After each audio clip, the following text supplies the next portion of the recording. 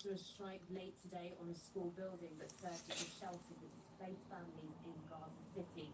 The Israeli military said it hit key Palestinian terrorists. A warning, there are distressing images from the beginning of September Kumani's report. Children cradled in their parents' arms, smoke and dust in the air. Everywhere you look, there's fear and confusion. This is just moments after an Israeli strike in Shujaiya, Gaza City. At least 9 people were killed. Throughout the day, residents have been fleeing after the Israeli army issued evacuation orders for the area. It's further ramping up its assault right across Gaza. Many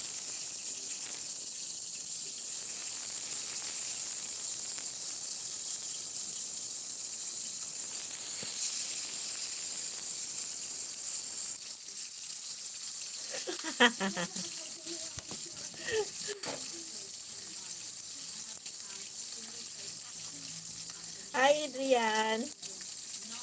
Buti napadalaw ka. Loading. Nagluloko nga eh. Lagi na lang ganyan.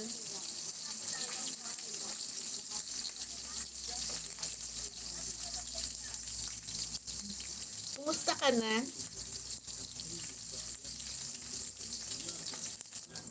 Kumusta ka na, Adrian? Magganyan ka rin kaya? Adrian, mag-screencast ka din.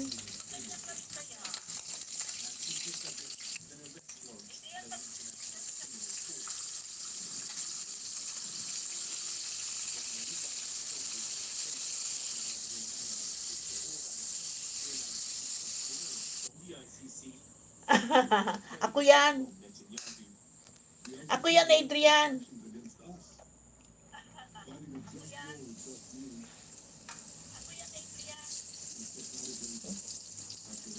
Ano ko yan? Tag dito, ninja ko.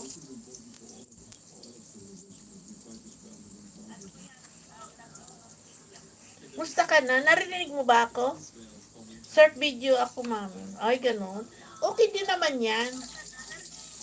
Hindi, Adrian, para dumami yung ano mo, yung tumaas yung ano mo, yung tag dito, yung watch hour mo. I love tea. Hello. Oo, narinig kita. Okay.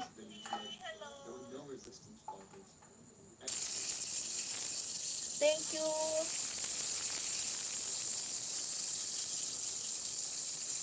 Hindi nagambol si Liz.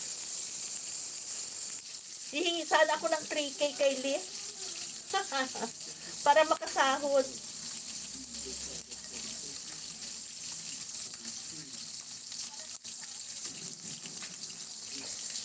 Mamaya, mami, nandyan green na na.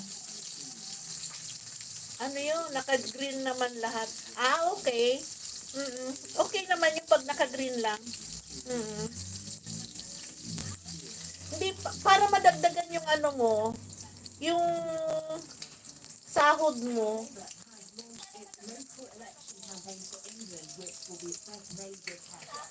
Puntahan nga kita. Tingnan ko yung ano mo.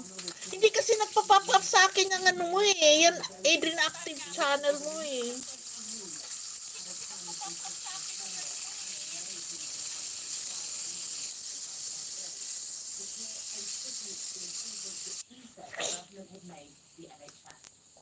Puntahan kita mamaya. Puntahan kita sa isa kong ano. Sa isa kong ID. Sa tinailong ko. Adrian Active Channel.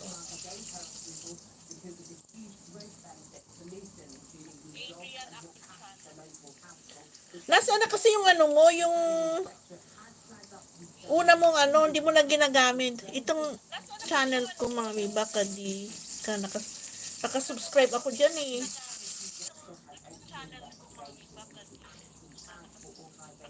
Hindi nagpa-pop up sa akin yung ano mo. 3 years ago. 3 years ago. Ayun, short video. Ayun. Ay, matataas naman pala. Ang sarap naman niya. Sarap. Saan, saan mo pinagkukuha yan?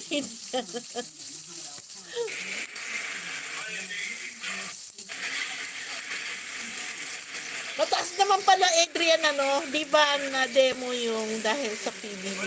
Ah, oo nga pala, no? Mm-mm. Mataas naman pala, Adrian, eh.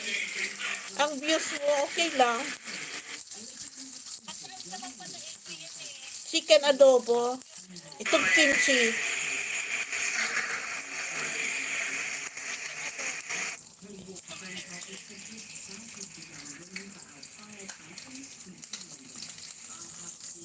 Ayan. Panoorin ko yung mga ano mo.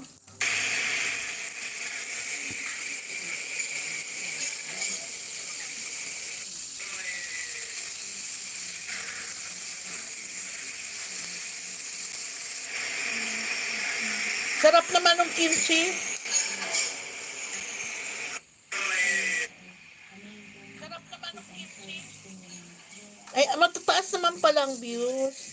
Kaya okay lang.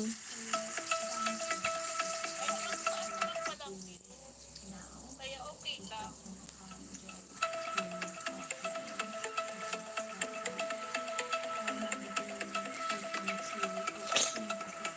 Nagpapayaman na naman sila. Talaga? Araw-araw. O araw. Ay, okay yan. Ganyan, o. Nagpapayaman na naman sila. Talaga? Nag-ano siya? Nagagambol siya?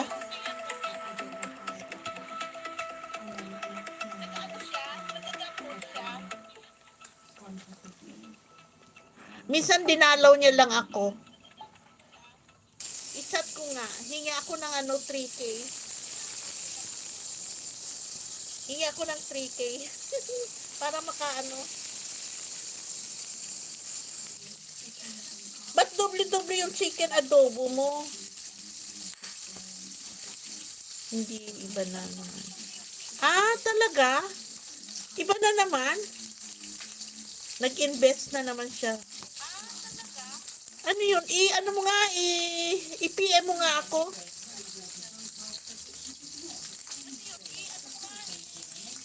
Ano na naman, ibang investment na naman yung ginawa niya?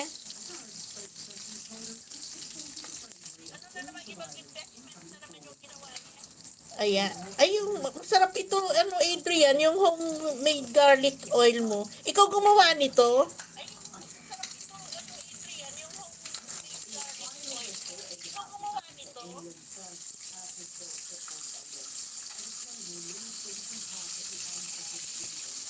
Chat mo siya, mami.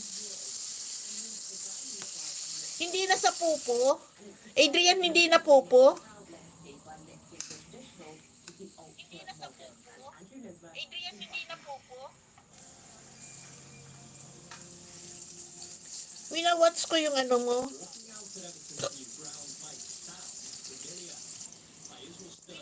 Fresh mixed vegetable, yummy vegetable. Fresh mixed vegetable, yummy vegetable. One of the oldest football clubs in England now has the new stadium. As modern as it is massive, right next to the River Mersey. That's the fun thing about having a grand old team to follow. Now they've got this grand... Alam mo ba, si Ate Rosie, nag-invest din yata. Ano yun?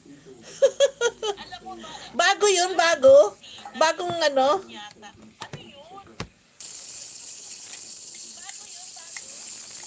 Bagong app?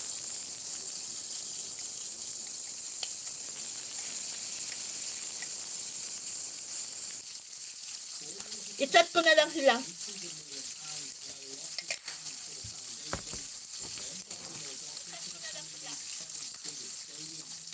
Paano yun, Adrian? Bagong app?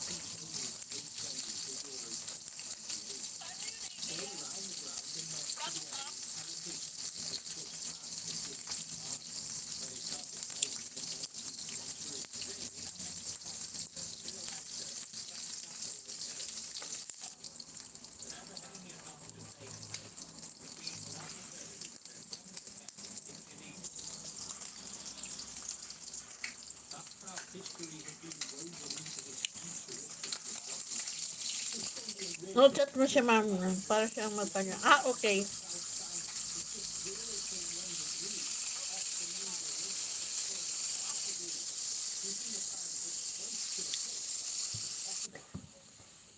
Off the pitch, concerns that building the stadium on the waterfront contributed to Liverpool losing its UNESCO World Heritage status, countered by the case for reinvigorating the city's northern docks. Once thriving, they've long since fallen into disuse and decline. This is the anthem of magnet for regeneration. And we think that the scale of the ambition here is much greater, for instance, than the pipe dream of a new stadium at Old Trafford. It's not just a dream stadium, so obviously you can see Chat ko siya. this could be held here. Our this is another cultural gem to add to our crown as being the cultural capital of the UK. There's only one test event left until Everton move in here for real over the summer.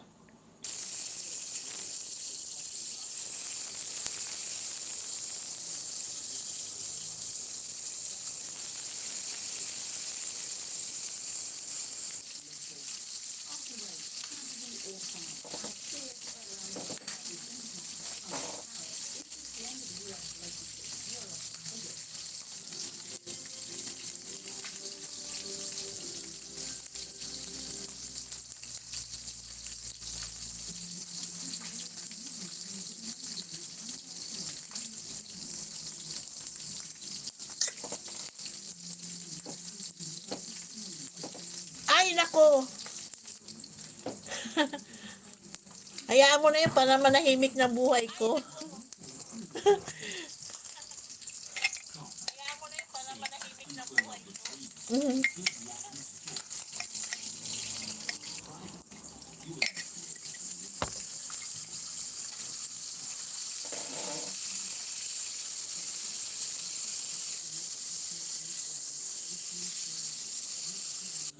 Smooth taste. And with every sip, you join millions of others choosing high quality coffee that's 100% responsibly sourced, helping to improve coffee farmers' land and livelihoods. Expect more from every cup. Nescafe Gold Blend. Enjoy the same great taste now in recyclable value packs. The operation will be done under general anesthetic. She just told me it can stick to me. And all I can think is,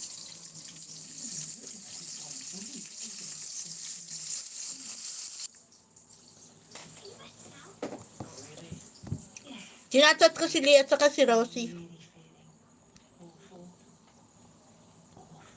Chinachat ko si Lee at saka si Rosie. For all the things left unsaid, we're here. So much resistance.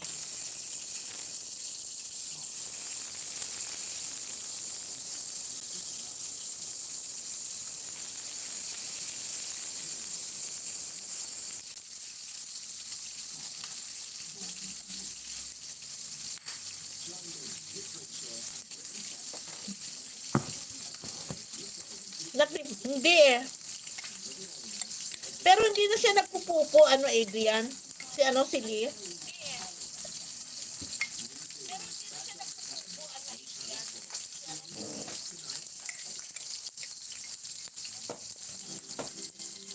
Wala pang reply. Ano yun? Ikaw na lang magsabi sa akin. Wala pang reply. Ano yun? Ikaw na lang magsabi sa akin. Chat mo ako. Chat kita. Diyan pa yung... Ah, ako.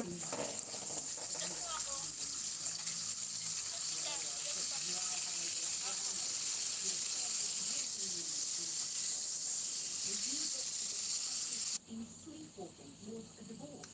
The camera asking whether he thought that Trump's tariffs are just one big experiment. That's for sure. The globalization of the world from idea and ability to do. So this is kind of, back to the future.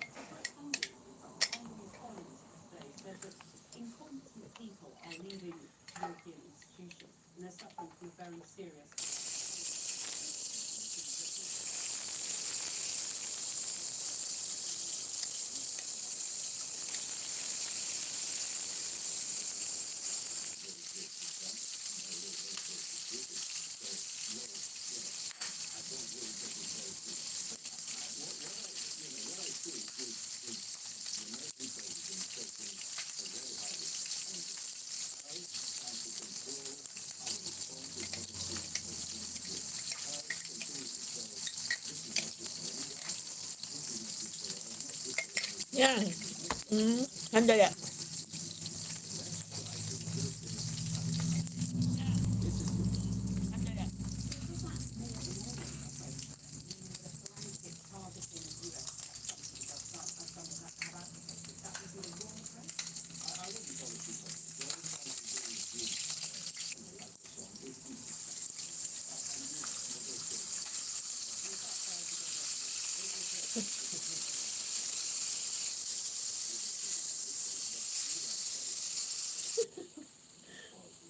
Hindi ko pa maintindihan yung masyado. So we have our tools. Do you think now that an EU recession is odds on potentially a global recession? I think that will really certainly in every market for obvious reasons, and inflation could lead to depression because this kind of measure will ensure that all supply chain, value chain, everything is in a recession. Do we want that?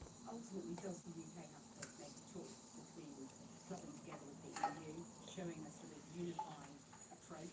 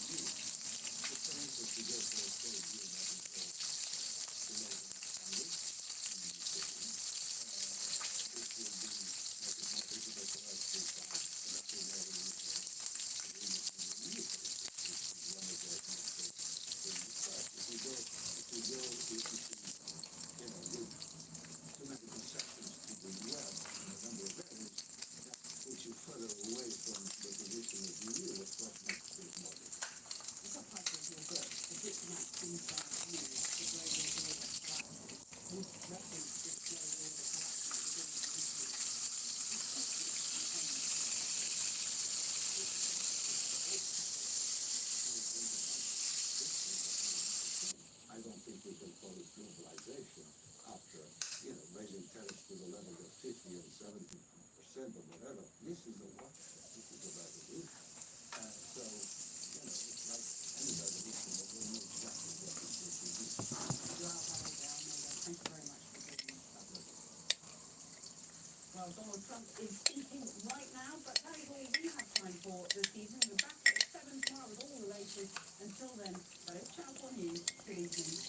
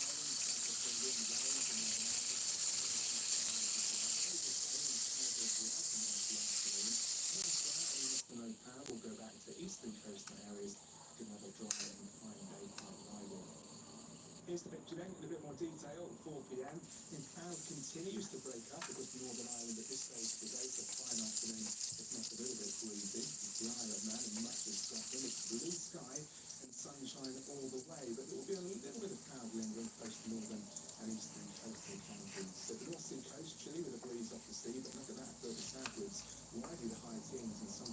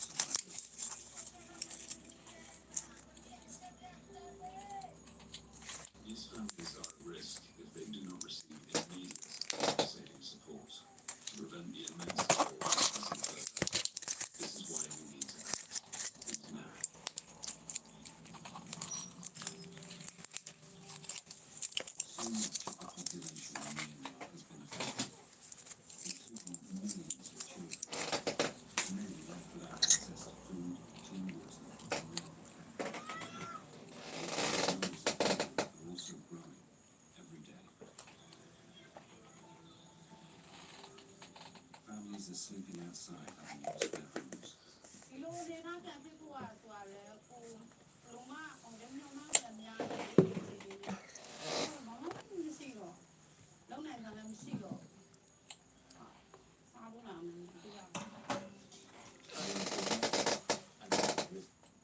Definitely do with some help from you. Lunchtime.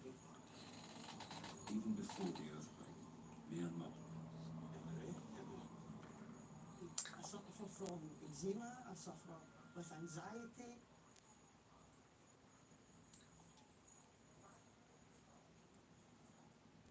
I'm sorry I didn't make more of an effort.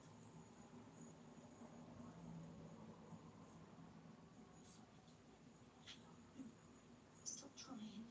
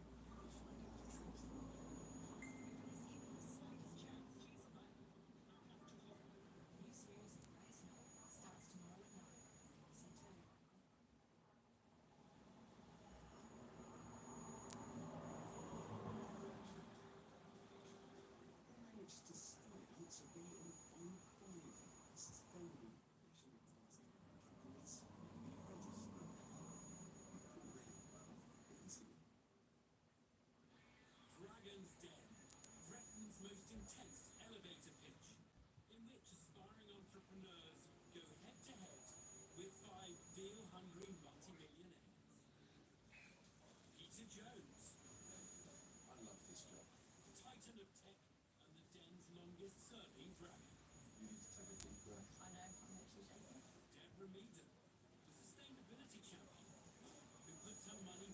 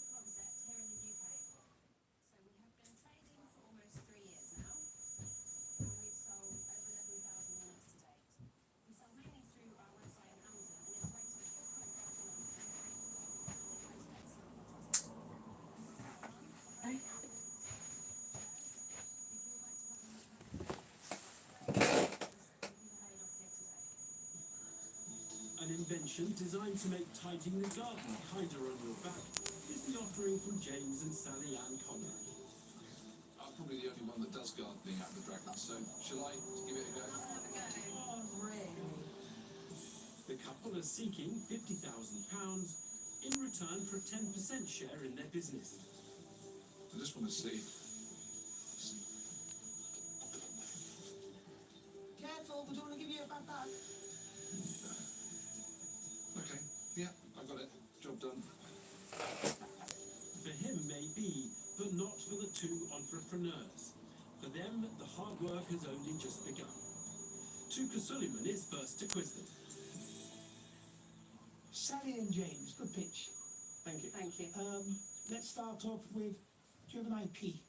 Yes, it is a registered design in Europe and the UK, and it is also patent pending in Australia, Japan, Europe, the UK, United States and Canada. What proportion of the business is Amazon? It's about 50-50. So 50 on Amazon and 50 on your own website. Yeah. Let's look at some of the numbers. You've been going for 3 years. So year one, we turned over £10,000 Yeah, and a net loss of £17,000. right, that's okay. Yeah. Year two, we turned over £57,000 and a net loss of £4,000. Yeah. Year to date, turned over £86,000 and a net profit of £2,000. Wow! But that was to the end of last month, and we've had 15 days since then. We've had like a record month, and we've sold over 400 units in the last 2 weeks. So we've done another 10,000 turnover since those Right. actual figures went in. Look, as you said in your pitch, we've proven concept. And one of these numbers is a proven concept. Yeah. James and Sally have sold enough of their leaf collectors to convince Tuka Suleiman that there is a market. Now, Stephen Bartlett wants to find out how many more of their garden tools the couple believe they can ship. What are your sales going to be this year? 290 turnover, 185 gross profit, and 77 net. Those figures are based on selling 5,000 in the UK, 5,000 in Europe, and 10,000 in the US. So when am I going to get my money back?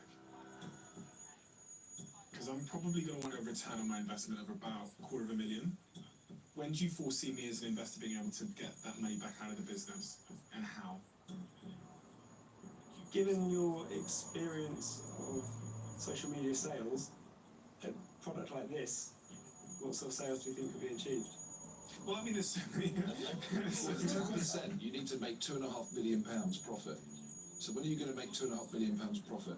Or when is Stephen going to make £2.5 million profit for you? Is that what you're asking? That's what You did kind of suggest it a bit that way. I think on the 3-year forecast was looking at a net profit of 400,000 by the end of year three. that's by the end of year 3, which averaged out over 3 years at 250,000. So 3 years would be a £750,000 profit. So your money was back before the end of 3 years. God, 3 years. But I think we can do it a lot quicker than that. I think we can put a rake like this in every shed, in every house in the country, and replicate that everywhere. We want to sell millions of the things all over the world, and I think it's realistic. James and Sally harbour lofty ambitions for their product. But Peter Jones is the only dragon to have actually tried the couple's invention out. So what's his verdict?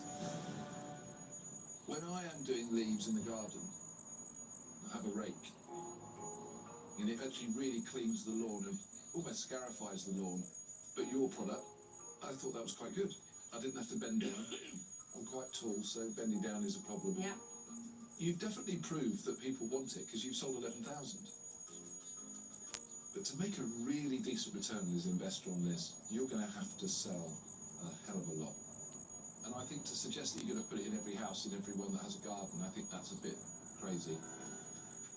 Because there's not even rakes you won't find in everybody's home. And that's why, sadly, I'm going to say that I'm out. Okay. A blow for James and Sally as Peter Jones fails to foresee sufficient profit in their business to attract an investor. Will Deborah Meaden view the couple's vision for the future of leaf collection in a more positive light? So I think it's really good. It's a really nice invention.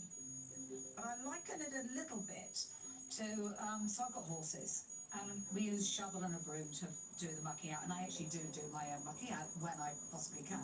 Weirdly, I enjoy mucking horses out, very odd. And then they brought out this lovely invention that was a two-in-one tool. I bought one. Brilliant. Used it for about 3 days. Because actually, it wasn't enough of a difference to what I was currently doing for me to want to change my habit. So I think there'll be enough people switching to this to turn it into a decent business.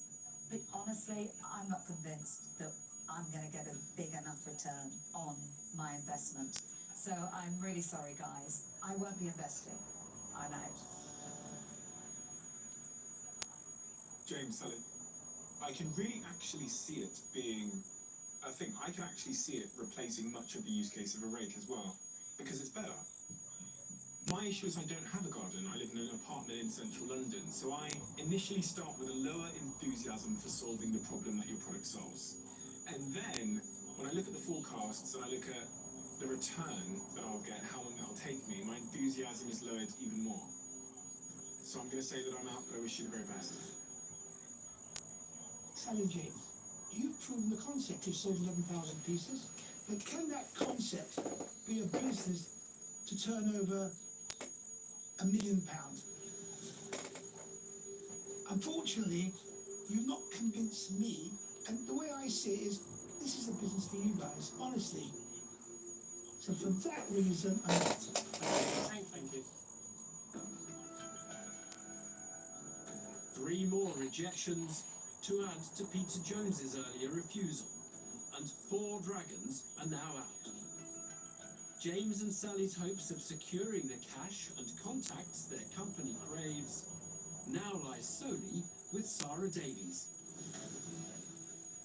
James, Sally. Hello. Hello. So, by the way, I think this is very well made. And actually, before I go any further, can I just say congratulations, because so many people have an idea and they just sit there, or they'll tell their friends and family about it or whatever, and not actually get up there, design it, patent it, have it made, launch a business.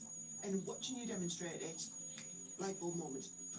But you know, quite often people say, oh, I think you're a little bit too early for the den or whatever. I think you've come here at the perfect time. You've gone through all of the losses, you've built up the business, you've taken the learnings, and I honestly think this business could be massive. But I think to do that, you need a lot of help. And I think I would be a brilliant person to help you do that. So I'd like to make you an offer. But I do think what I add to this business is an awful lot more than the 10% that you're looking for. So I would be willing to offer you all of the money, all 50,000. But in return, I would look for 25% of the business. Okay. Should we go and chat? Thank you. Thank you, everyone. I'm going to go and speak to all, I think, is the appropriate time. An offer for James and Sally, albeit for more than double the 10% equity they were originally looking to give away. Can the couple negotiate a more favourable deal?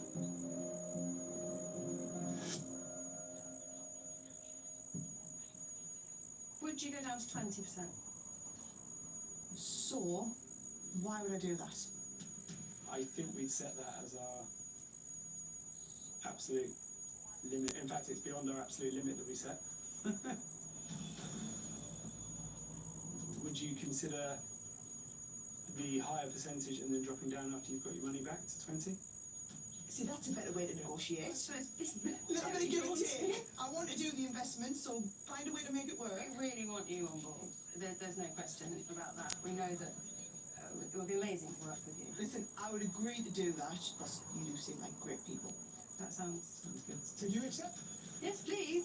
We've got a deal. Excellent. Yes. I'll be in touch. Thank you very much. Congratulations. James and Sally have done it. Look forward to working with you. And you. They leave the den with £50,000 and the backing of a dragon with the perfect skill set to help take their business global.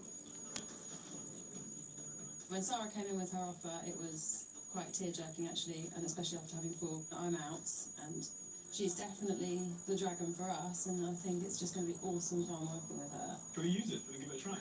I do actually, yes. Pretend it's money and you're raking it in from your deal. 10 years' time. There you go. Oh, it's even easier than you made it look, Peter. That's tremendous.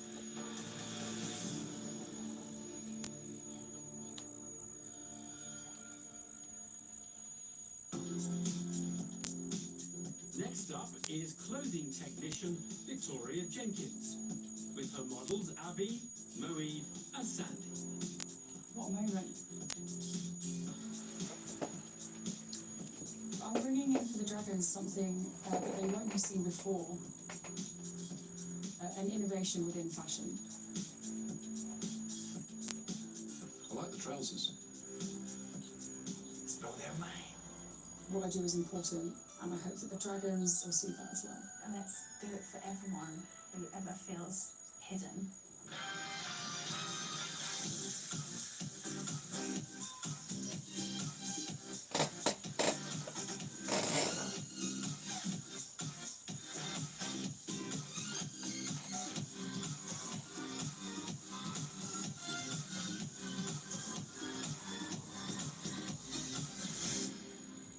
Hello dragons, my name is Victoria Jenkins and I am the founder of Unhidden. I'm here today to ask you for £40,000 in exchange for 5% equity. This morning you all had a choice. You have quite a lot of choice, I would argue, but unfortunately 1 in 5 people in the UK do not have that same level of choice. The disabled community is the world's largest marginalised group and the only group that anyone could join at any time. It was through my own journey with disability in hospital when I met a fellow patient who told me she couldn't dress for work, she couldn't dress for parties, she couldn't dress just to feel comfortable and express herself, and I felt that I needed to change that. Unhidden answers a number of access needs from dexterity considerations to wheelchair users, as well as access for stomas, for feeding tubes, catheters, and more. It's more than just about fashion. This is about representation and inclusion for the disabled community, to unlock our potential to participate in life equally as well as everybody else. Stylish clothing designed for people with disabilities is what's on offer from London-based Victoria Jenkins. Can I ask what specific thing do you find useful about them? So there's less fabric at the back of the knee. So when you're sat down, you have fabric crumple behind your knee, and if there's a normal amount of fabric, it's very uncomfortable for any length of time. Victoria's asking for £40,000 in return for 5% of her business. I've got a stoma, I live with Crohn's disease, and so it's very difficult to sometimes find trousers that won't restrict that. So if you don't know what stoma is, I basically like go to the toilet into a bag basically. So these have like elastic at the back, so they look normal, if you want to say it, but they're just super comfortable, you know. Yeah, they look kind of swaggy, so yeah. They look really cool. Legends, thank you. Thank you. Thank you. Sarah Davies is first up, and she wants to know more about the entrepreneur's journey. Victoria, so what's your backstory? So I studied fashion design, graduated in 2008, and then an undiagnosed ulcer burst in my stomach, and I had some life-saving surgery. Thought I'd get better, instead got diagnosed with multiple other things. So I have a paralysed stomach, diseased colon, had my gallbladder, appendix out, and like I said, I had a meeting with a woman in hospital who just sort of, as soon as she said it, that she couldn't dress, it just made me realise neither could I. Like I'd either not gone out, or I'd only worn pyjamas or jogging bottoms, so that's sort of where I wanted to step in and make a difference. I'm trying to understand the market size here. How big is the market in your view? So yes, I mean it's a difficult one because it's technically a new market. The adaptive fashion market has been estimated to be worth $400 billion by 2027. So, you know, the market size is there. It's just they've never been marketed to or made for. And then in the UK there's about 14.1 million disabled people, so there's a huge market for it. A confident start by the fashion entrepreneur as Victoria talks up her target audience. But Deborah Meaden wants to know about the here and now, not the hypothetical customer base. So at the moment, moment, where is the business? Are you actually trading? So at the moment it's only online, and I launched in November 2020. I would probably class this as pre-revenue. So it's been about getting awareness. But tell me about your sales. I mean, that's the Yes, but exactly. Yes, I just felt like I should preface it. Yeah. So we've sold 50 units, so I know that is not great. But like I say, it's led to the awareness of the brand. Like, I'm the leading and most visible adaptive designer in the UK, and now I have spoken with some of the big four retailers. I am in talks with M&S. I have spoken with John Lewis, and I also have an exclusive licensing deal with Viacom to use SpongeBob SquarePants and Paw Patrol on kids' adaptive wear, which no other adaptive brand in the world has. So you said you're the best known in the UK, but you've sold 50 units. I'm trying to understand if that's, I should be scared of that as an investor. Yeah. I mean, I completely understand that, but like I said, I've been focusing on getting coverage, getting the fashion industry to listen, to take it seriously. The problem is the price point. You know, the dress is £90, and there's, no doubt that's a bit of a stretch. Where were they made? They're made in Bulgaria. Quite expensive. Yeah, but I refuse to work with sweatshops. The workers that work on this collection are paid a fair wage. The fabric, obviously, it costs more because I'm buying it sort of per all. Garment tech. Take this pair of trousers. Yeah. So what do they cost to produce? They cost £58.24. How much? I think, yeah. £58 to produce. Yeah. You charge how much for that? 70. So it's nothing. Take the VAT out, you lose your money. So as a business proposition, difficult. Yes, I appreciate that. Victoria reveals that high production costs are hampering her profits. However, for Deborah Meaden, the issue the entrepreneur is addressing is all too familiar. Victoria, I'm just trying to think. So my sister's in a wheelchair, and she has some of the problems that you talked about here today. And exactly what you say, Emma just wants to wear what she wants to wear. So I think you really have something very exciting. But you valued your business at £800,000, Victoria. That is, you haven't even. It was bold. It was bold, but it really is based on Hidden's position in the market, the future collaborations with M&S and the Big Four, but also because things are happening so fast, like even over the last 6 months for Hidden. See, Victoria, I think it's really interesting because sometimes you get sort of disruptive brands that drive the beauty market, and that's the gold dust, isn't it? Where you find something where you own that space and everybody else, I want a bit of that. I genuinely think that your best choice is to set yourself up as the absolute expert, work with the bigger brands, and actually you might then find the time is to spin your own brand out of that. But I think as it is at the moment, it doesn't feel in shape for an investment. I genuinely wish you all the best, but I won't be investing until they're out. Deborah Meaden is the first dragon out. But has Peter Jones seen a different route that the entrepreneur could take to achieve her dreams? When I listen to your voiceover, there's such a much bigger play here. Many brands around the world are now struggling to do this themselves. And Unhidden, for me, rather than a clothing brand, it's evolving into sort of like an adaptive design agency. If you're able to help brands embrace adaptive design to enable representation and inclusion, that's almost a gift to those brands. Yeah. And if you're able to make their life easier, frankly, by saying, come and join my agency, we will deliver this for you, that opens up a whole massive opportunity for this company, because you ultimately could be working with all of the leading brands that want that service. Yeah. What's your response to that idea?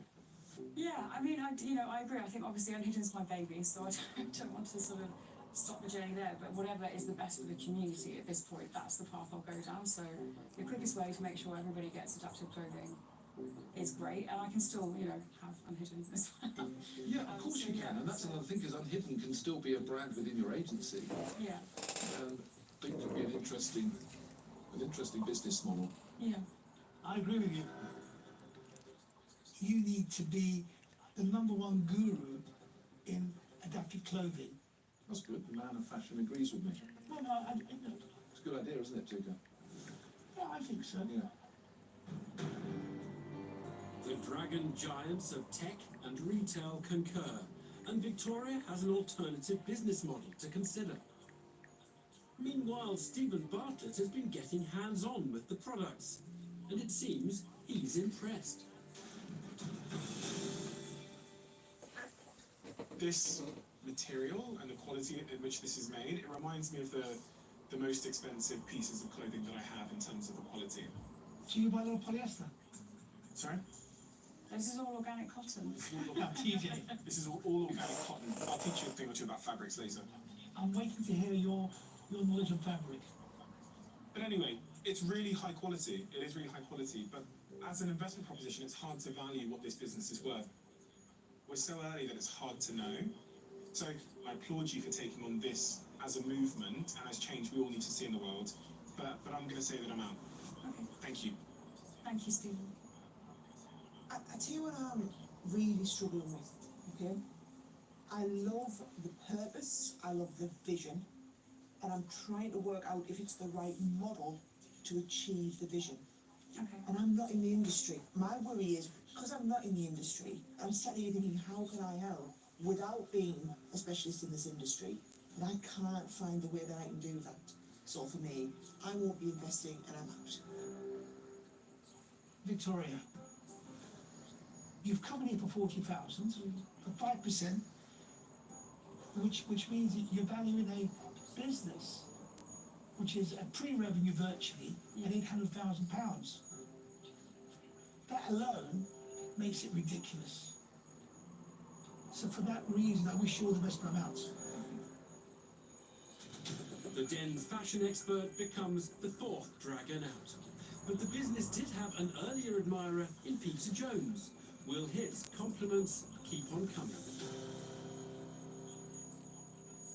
Victoria, I think you are a great example of a perfect pitch, I have to say. I'm really, really impressed. Thank you.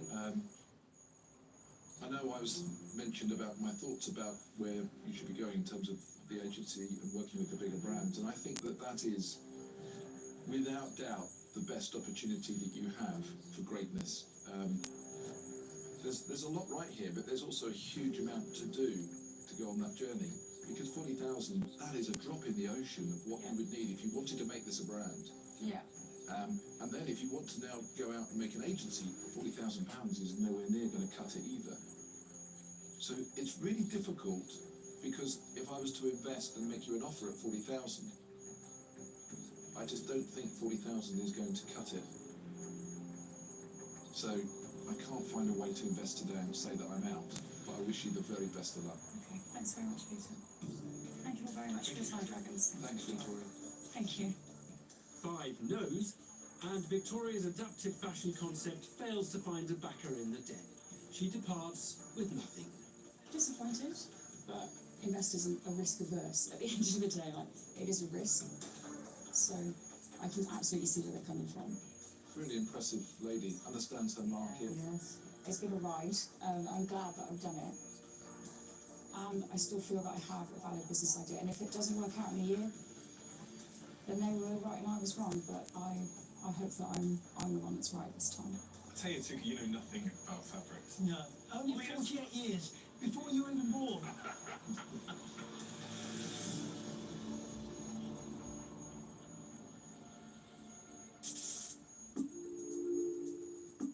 Next into the Den are Bradley Watson and James Kahn, accompanied by Oscar. The pair believe they've devised a high-tech solution to every dog owner's worst nightmare. So when Brad came to me with the idea, it just seemed like a genius idea. I spoke to the wife, she agreed, and here we are. Spoke to the boss. Bradley and James may already have one convert, but they're hoping for several more. Each dragon brings something different to the table. To be brutally honest, I would like all 4 to come on board. Is there 5 now? 4 today? I was going to say 5? Yeah.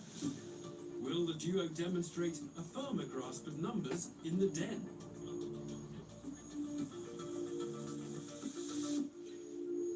My name is Bradley Watson, and I'm the idea behind Smart Snout Limited. This is my partner. Hi, I'm James Kahn, and this is Oscar, who's here to help us. So, I don't know if anybody's aware at the moment that dog thefts are rife at the moment, and I can't say too much about the microchip, but we believe, and a lot of customers believe now, that the microchip has its flaws. And the one main flaw is it can be removed very easily and replace it with a new chip and a new identity. And that is happening a lot at the moment.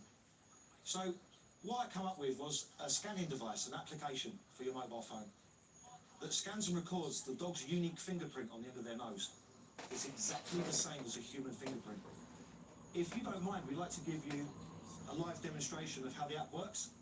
Okay? Yeah. Good one. Good one. There we go, there's the Smart Snout app. So this is my profile. This is my dog Jury, Ken Corso female, date of birth, 3 basic simple details. And it's the snout picture at the bottom. That is, like I say, unique to every single dog. It can never be tampered with or changed, and I can change my dog status to missing. So if I was to find James's dog, all I'd have to do now is just walk up to Oscar. 1, 2. Just back out, go to scan snout, and hopefully, congratulations, you have found a dog. Okay? But I can now send a message to James. I think I have your dog. So that is the end of the demonstration, Dragons. I hope you was impressed. We are looking for a £50,000 investment for 10% of the company. And that's it. Thank you very much. An app that combats canine theft by using nose scanning tech to allow people to identify dogs they suspect are lost or stolen is the brainchild of Bradley Watson and James Kahn. And we can say goodbye to Oscar now. See you, Oscar. Hi, Oscar. Bye, Oscar. He's done well. The pair are seeking £50,000 in exchange for a 10% share of their business. If you press the button, yeah, or the dog can. Oscar may be leaving the den, distinctive snout and all, but Tuka Suleiman remains, and his ability to sniff out a money-making opportunity means he's going to lead off the questions. Bradley and James, right. Yes, there is a problem. Is this the one thing that's going to solve it? Let's find out. So I've got a dog, and she goes missing. Yeah. I can only rely on the people that download your app, correct? Yeah, exactly. So in other words, you've got to spend a lot of money recruiting people.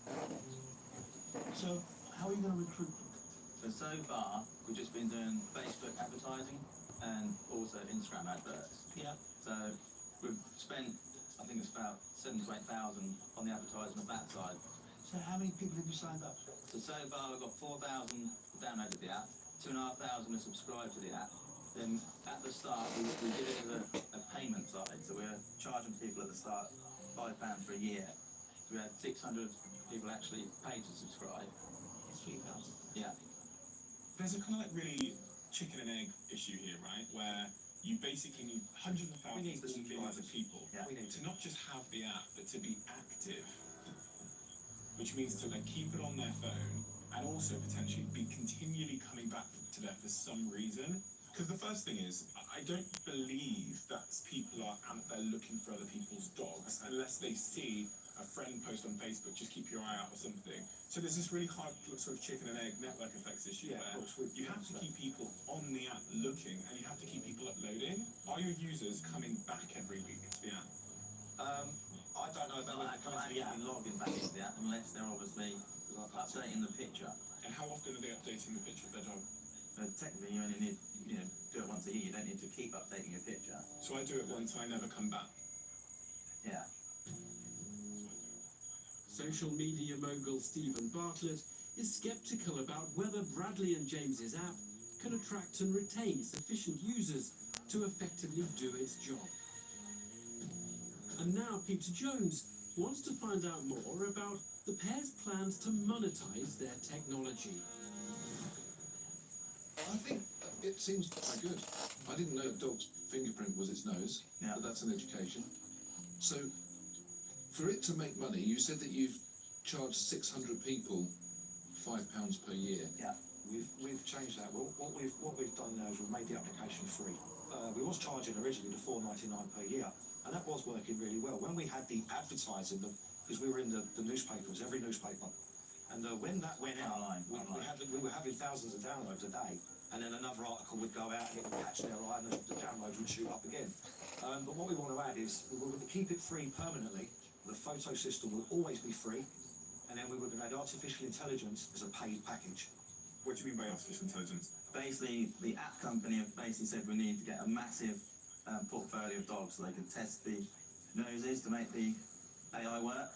So that's why we've gone free at the moment. When you use the word AI, do you know what you're talking about? The app companies obviously deal with that side. But I find it difficult when you're selling us a word that you don't know the meaning of.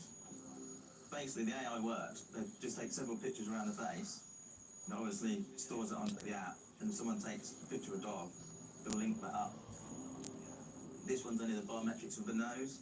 That's just the nose. This will take the whole face of the dog. So you're going to charge extra people for that and make Yeah, so that will be like a premium package. And upgraded. Bradley and James believe that canine facial recognition software could unlock a potentially lucrative source of revenue. But the pair's earlier claims regarding uptake have made Sarah Davies prick up her ears. I think I might be the only one here who's not a dog owner, but I still can understand and appreciate Yeah, okay, thank you. I want to dig a little bit deeper into your marketing. Yeah. So you said about having a lot of newspaper and press coverage. Yeah, so we went on Online Express, Online Mail, Virgin Radio. And you said you got like thousands of downloads every time one of the newspapers We came. do have a graph somewhere. It spikes every time. Yeah. Spikes every time. Once that news article hit, we had 1,000 downloads in one day. Right, but you said you've only had 4,000 downloads altogether. Yeah. Yeah. So just, Just I that remember much. I'd written down It 4,000 downloads. literally went 1,000 in one day and then down to like 40, 30, 20. Right, because I heard you getting really carried away saying, oh yeah, thousands of downloads every time. Every time we're going to spend, we've got thousands more. And I'm like, Once all those she was only at 4,000. The thing I was trying to cut through is your passion and enthusiasm for the product is fantastic. You've got to be really careful you don't let it run away with itself. Yeah. Because there's a really fine line between that passion and then just giving us a load of BS. And we can sniff out the BS a mile off. So I'm trying to make sure that we get the facts, Yeah. so that I'm understanding exactly. A dog's nose may be sensitive, but it appears that a dragon's nose is equally well attuned, to certain odours at least. Has Cavapoo owner Tuka Suleiman heard anything to convince him this could be 50 grand well spent? When my dog ran away, you know within 10-15 minutes, panic. First thing you want to do, where is my dog? Yeah. That's why I think what you've got here solves part of the problem. And I think as an owner, when you panic and you've lost a dog, you want to be able to go on your phone and say, where's my dog? And I think if you come into the den and say, look, we've got a tracking system, and you can see wherever your dog is. But they exist. I mean, there's loads of them. Yes, yeah. We've had them on our dog. And I agree with you. That's what I'm saying here, is the fact that I think you've only solved part of the problem. And I think by having part of the problem, you're not going to get a lot of people downloading. I think you've come here for 50,000 for an idea, and I'm not saying it's a bad idea, but it's only a fraction of the idea. So for that reason, I wish you all the best going out.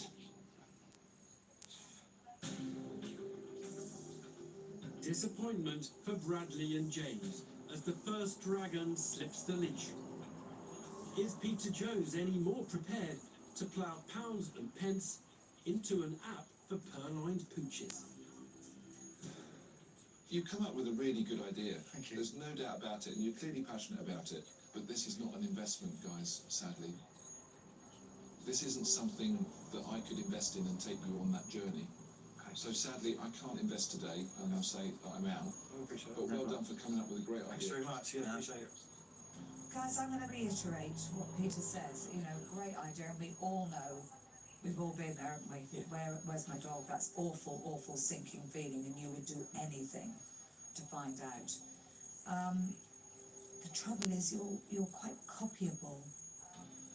I'd love to say more helpful words than that, but that is a genuine and true risk. So, unfortunately, whilst my heart would say you've done a lovely thing, you know, my head says I think there's big risks in that investment. So I'm really sorry, guys. No worries. I'm out. No, fair enough. Right, so from my point of view, I think the idea behind the product is brilliant. The bit I'm struggling with is the commercial proposition. And I don't mean to be the hard-nosed business lady person, but as an investment opportunity, I've looked at this and thought, I can't really see where I can get a return as an investor. So it's not a one-way today, I won't be investing in a house. Praise aplenty for the concept, but concerns over its money-making potential lead 3 more dragons to decline the deal. Bradley and James's hopes of securing the cash and credibility their company is crying out for now lies solely with Stephen Bartlett. It is really cool, and I can see where the idea came from. You see ideas sometimes where it's built on this kind of foundation of things that make perfect sense. So your stack was, what's the unique part of the dog that nobody can remove? In the same way with fingerprint, you said snout. She said, what if we create a database of snouts? That also sounds like it makes perfect sense. But then the third piece is when you go, let's make it an application, which means that you then come into this issue of network effects, where you need a big, what I'll call a search party of potentially millions of people who are constantly looking at the app. And there's no psychological incentive for someone to do that. And on the other hand, you need to get millions of people to come on there and upload photos of their dog. I think that's where it's lost here. It's because you're never going to get millions of people to download this app and stay on it every time they get a new phone to re-download it. It's not going to happen. So for the reasons I've said, I'm out, but I wish you the very best. Thanks very much. Good luck, guys. Thank you. Good luck. Cheers. Bye-bye. Thank you. Sadly for Bradley and James, they must leave the den empty-handed. Disappointed, didn't get the money. It wasn't successful. But the digital doggy detectors are adamant that on this occasion, the dragons are barking up the wrong tree. Yeah, I think it's the wrong decision. That's my personal opinion. Have they made a mistake? Yes. They'll be in touch. Yeah.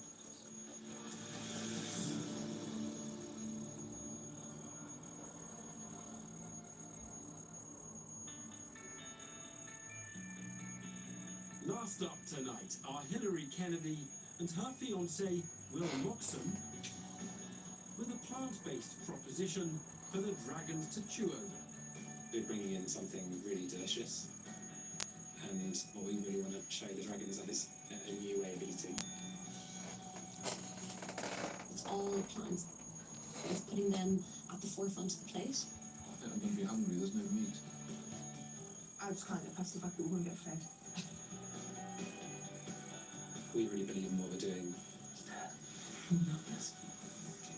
We're excited to talk about our business and show it at its best. Hi dragons, I'm Hillary. And I'm Will, and we're the founders of PlantIt. We're here today asking for £75,000 for a 2.5% stake in our business. The plant-based food movement is one of the fastest growing lifestyle movements of all time.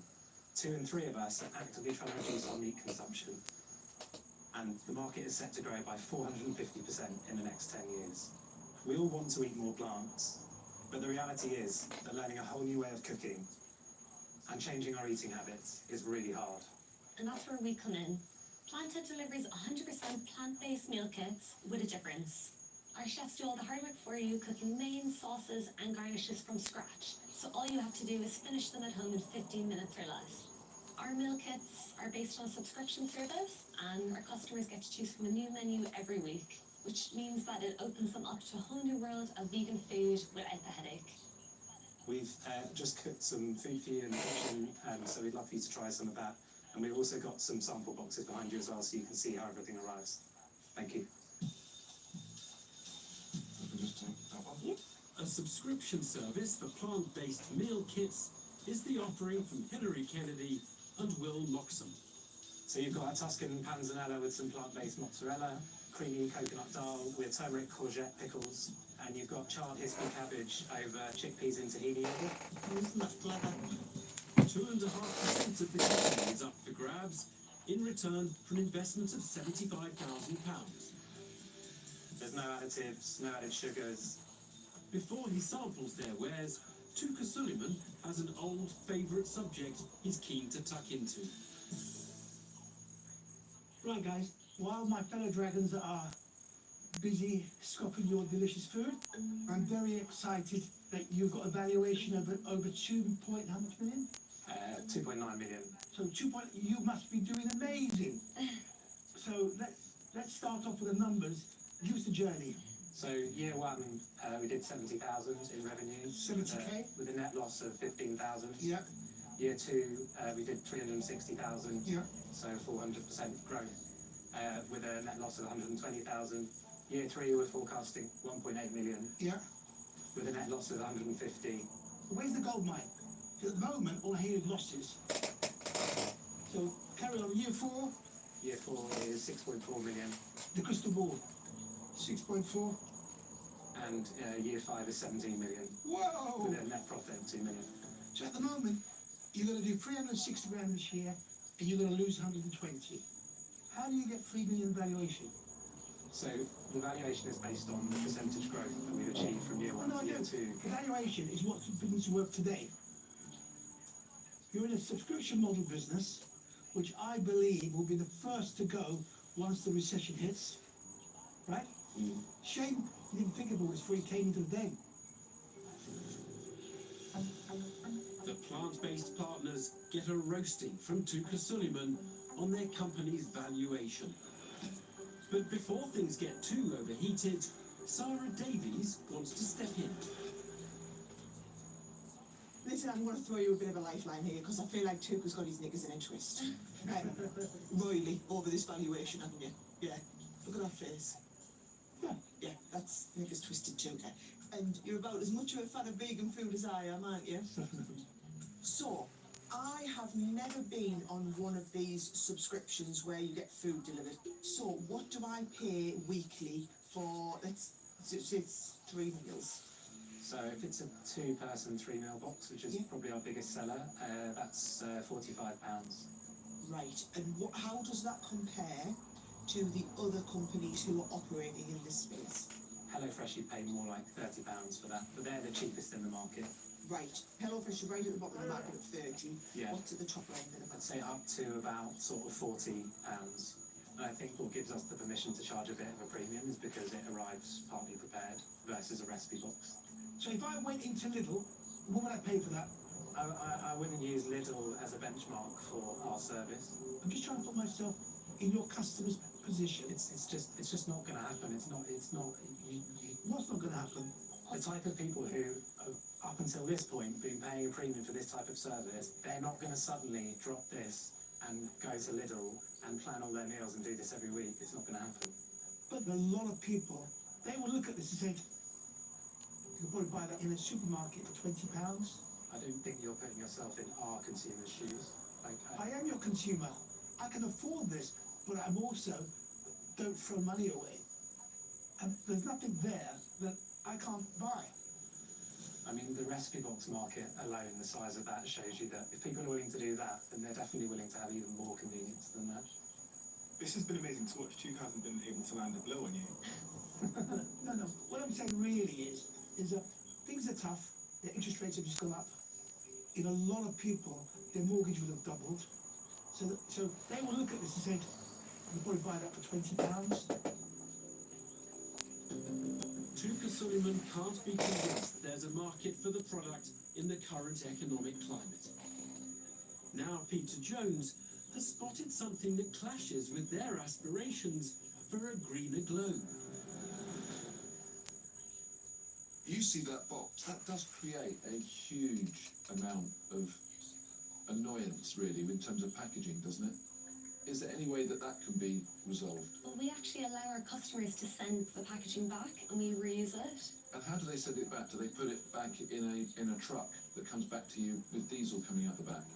So usually, It comes back in a carbon neutral delivery service. yeah. Or electric? Yeah. Really? It's carbon neutral, so that doesn't necessarily mean electric. No, that's a little bit of an excuse to just justify why you're still using transport and polluting the air.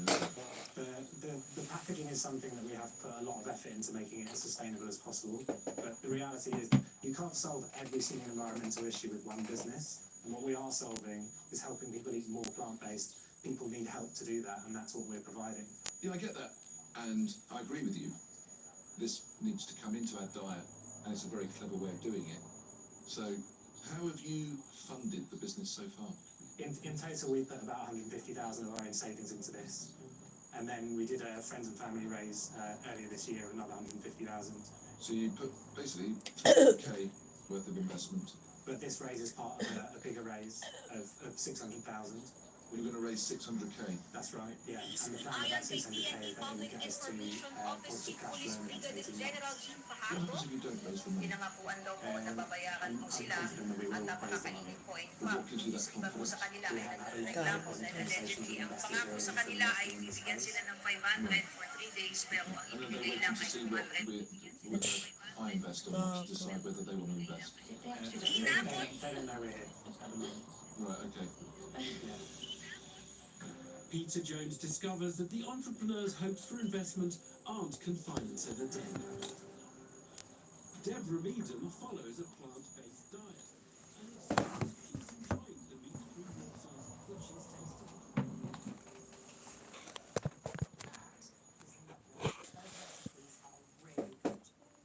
Obviously, I'm a and it plays directly into me. There's obviously still work to do in packaging, but you're on it. And all I ever look for in a business is people with the desire to move forward at every step of the way. Because the truth of the matter is everyone that produces got footprint, it's just about reducing it. But I really but there is a problem. Hinakot at binayaran. Ito ang naging pahayag ng Philippine National Police ayon kay PNP Public Information Office Chief Police Brigadier General Jean Fajardo. Pinangakuan daw po na babayaran po sila at napakakainin po. In fact, iba po sa kanila ay nagreklamo dahil allegedly ang pangako sa kanila ay bibigyan sila ng 500 for 3 days pero ang ibinigay lang ay 200. Sila ay bibigyan sila ng 500 for 3 days pero ang ibinigay. At pagkatapos lumabas ang cocaine video.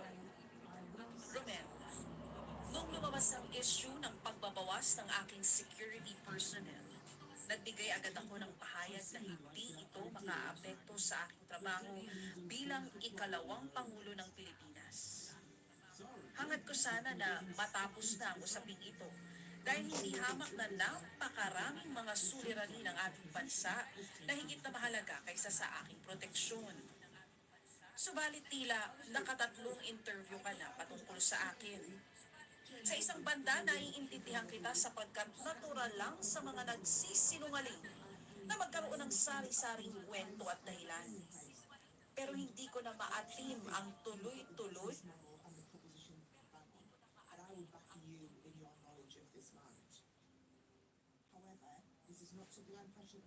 It's not a matter I've got any knowledge of, and I don't see how I can personally add any value to your business. So, I don't see how I can invest. So I'm out. Well, Hilary, I think there's a lot of good things that you've done here, but here is the big issue, the elephant in the room.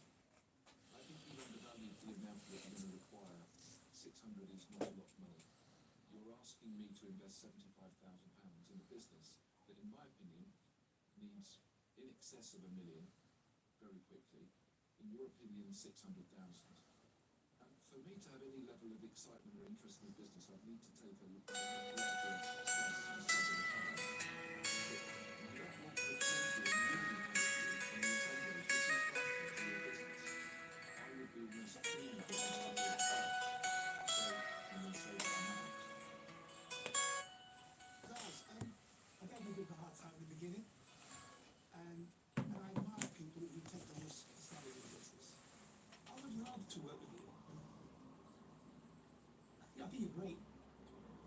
Unfortunately, you've come in here with a ridiculous valuation for where you are today. And we need a lot more money, and unfortunately, it's not been my money, and I'm out. 3 more dragons depart, leaving the entrepreneurs in a perilous position. Only Stephen Bartlett remains. Guys, the food is absolutely delicious. I've got to be honest, I just don't get it. I don't get why all of the dragons went out. Because I think this is a brilliant business. From the unboxing experience to the branding to your presentation skills to your understanding of the business, I think it's all brilliant. So I was expecting there to be some kind of fight, and I'm so glad that there's not, because it makes my life a little bit easier. So I'm going to make you an offer. I'm going to offer you all of the money for 7.5% of the business. Thank you very much. Can we go and Go talk to them all, yeah. Stephen Bartlett thinks the plant-based business could bloom and makes an offer. But his demand of 7.5% of the company is 3 times the 2.5% that's on the table. What happens next could change Will and Hillary's lives forever. Thank you very much again for your offer. We just wanted to ask if there's any movement on that to get it down closer to 5%. Do you know what it is? I know together that we can accelerate the business. So I think 7.5% with me really helping you to expand, I think is really, really fair.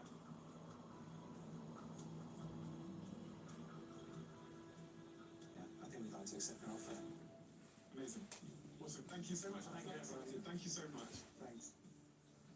The plant-based pair have a new partner in business.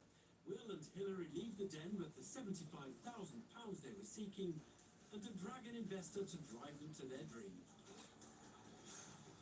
Wow. Pretty incredible. You did really good. All we needed. We're getting married in 2 weeks, so this is just an unbelievable gift to have. And with nuptials on the horizon, here's hoping that Will and Hillary's marriage will be more harmonious than the den's very own odd couple. Stephen, I appreciate you're going to raise money, but is you going to make a profit for your investors? So if you look at all of the biggest businesses in the world, most of them were unprofitable when they started. But even you have businesses that are not profitable now that are raising huge amounts of capital. Wait, I don't raise capital from anybody. I've got my own capital. The difference is you're good at raising money, we're good at making it. Yeah. Well, I'm good at both, actually.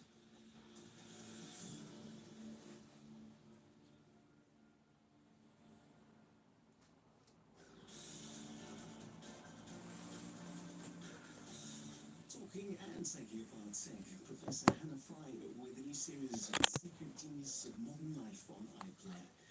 It was gone in a flash, a big extraordinary story of the golden toilet heist, a new podcast from Sounds.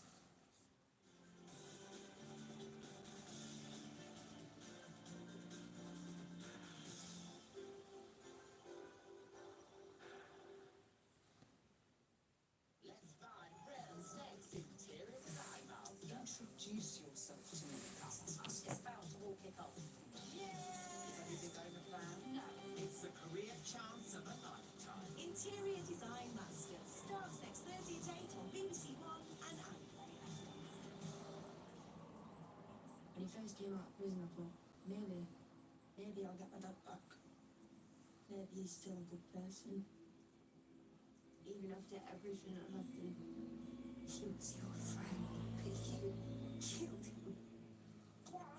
But now, he's just some angry death knight going around getting into fights. You need to be Daniel Brennan back in prison. He's a murderer walking the streets. We can't let him before it's too late. More lies, more broken promises, or what for second chapter today. Brand new review starts Monday at 9 on BBC One and iPlayer.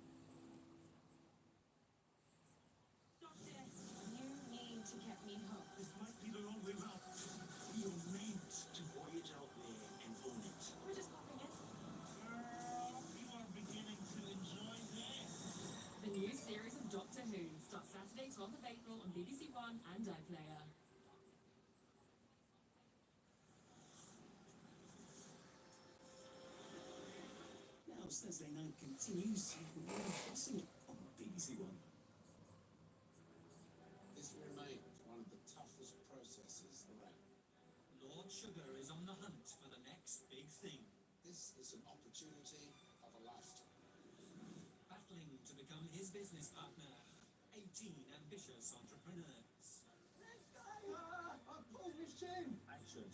Oh, it's a deal worth fighting for. Leave that before guys, this is absolutely mental. We're going to get nothing done. People like them. 18 candidates. We're just dominating like poo. 12 tough tasks. That's the biggest load of garbage you've ever seen. Oh no, you're joking. No, I'm not joking. One life-changing opportunity. You're fired. You're fired.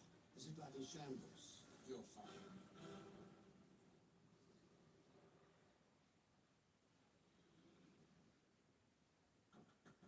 Previously, I've arranged for you to sell live on one of the shopping channels. Max was in the hot seat, And the words, can you hear me? Yeah. but poor product choices The picnic blanket is so versatile. meant stagnant sales. No callers. Flogging a dead horse. On the other team,